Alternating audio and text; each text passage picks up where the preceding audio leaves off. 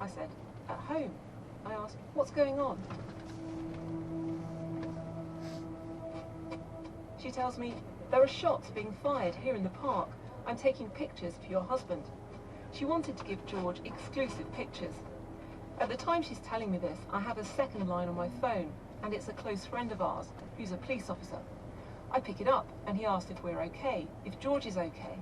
This is when I realised that something bad has happened to George. I told Demetrius that Dad was hit. I was searching for my shoes to get downstairs. I was so stressed I couldn't find my shoes.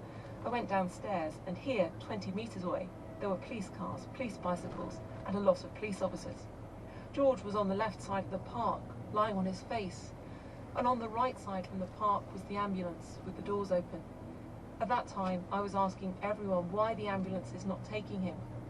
The officers were trying to hold me back so I wouldn't get close to him. And suddenly I realised that George was gone.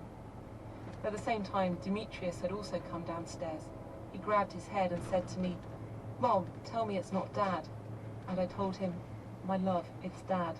It's only the two of us left now. Dad is gone." After George's murder, my world was shattered, and suddenly what I felt was like living in ruins. George Carabas specialized in covering crime, including organized crime. Speaking to me, with her husband's portrait hanging on the wall of her sitting room, Statha is clearly still devastated by his murder, just a short distance from her apartment. But she believes the implications go much further. Είναι μια δολοφονία του τύπου στην Ελλάδα, όχι το τέλος. It's the murder of the press in Greece, not the end of the press, but a blow to the freedom of the press in the country.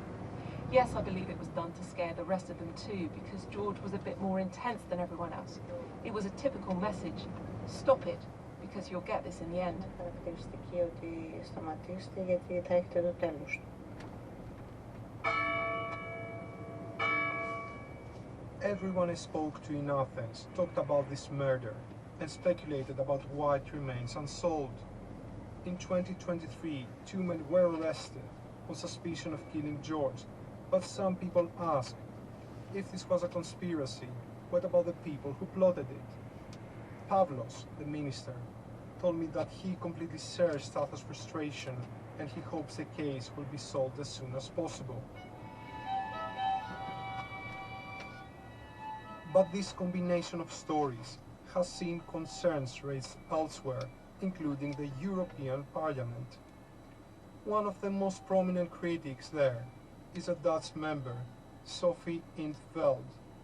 She is especially interested in the investigations into these problems. There were two independent oversight bodies, one the Data Protection Authority and the other one which is exercising oversight over telecommunications, including the activity of the Secret Services. And they identified a list of 92 targets of spyware, and they wanted to compare it to the list of persons who have been under surveillance by the AID, by the Secret Services, because there seems to be a remarkable overlap. And that would have been very strong evidence that there is involvement of the government or the Prime Minister's office. And the moment they asked the cross-check of those two lists, the board of those oversight bodies was replaced, and the case was handed to another prosecutor, and it probably ended up in a bottom drawer somewhere. Sophie recently spoke in a debate in the European Parliament called The Rule of Law and Media Freedom in Greece, and the Parliament passed a motion sharply criticizing the Greek government. She raised the question of removing EU funding from Greece over these problems. I asked her if she really believes the EU should use that tool. I don't know if it's a tool to intervene, but it's the other way around. Countries have to qualify for this funding. And I think that you can raise very justifiable question marks over whether Greece still qualifies for all the funding. I mean, there are different funds. You cannot say that 100% of the funding will be cut. But yes, I think that we have arrived at the moment where this connection has to be made.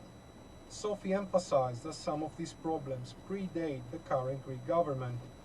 But many MEPs from Greece's ruling party were furious about the kinds of comparisons she was making, and especially that call for Greece's EU funding to be reduced. My name is Stelios Trivoropoulos. I'm a member of European Parliament. I asked Stelios about Sophie's argument that now is the time to hold money back from Greece. It's ridiculous. This person and many others, they cannot accept that Greece has a government which was re-elected in June 2023 with a significant majority. They cannot accept that the Mitsotakis government has tightened its legislation by prohibiting the use and the acquisition of spyware. They cannot accept that Greece is a total democratic state. Greece follows the rules. We know that Greece is pro-European, respect the values of the European Union. But the European Parliament isn't the only European body which has something to say about values and about developments in Greece. Earlier, we had the story of journalist Thanasis Koukakis and how the Greek government changed the law, making it impossible for him to find out if he had been under surveillance. We heard that he'd filed a legal case, and he brought me up to date with the very latest developments. The European Court of Human Rights opened a file about my case, and right now I can reveal to you that a week ago the European Court of Human Rights came back to us, to my lawyer, and they propose us, the Greek Republic, to compensate me 8,500 euros and to set this confrontation out of the court. And meaning, by this first ruling, they recognize that something wrong had happened from the side of the Greek Republic.